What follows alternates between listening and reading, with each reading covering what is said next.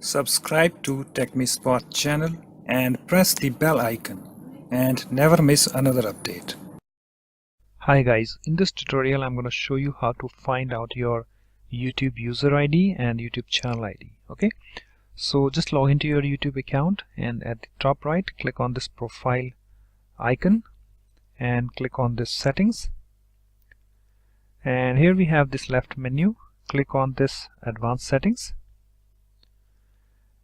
and you can also come directly to this page by using this link.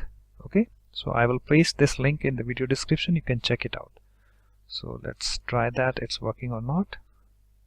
You can see we are on this page directly. Okay, so here you can see that under account information, here we have this YouTube user ID and YouTube channel ID. You can find it very easily. Okay, so hope this tutorial helps. Thanks for watching. If you like my videos, please support this channel by subscribing to it. Thanks. Bye bye.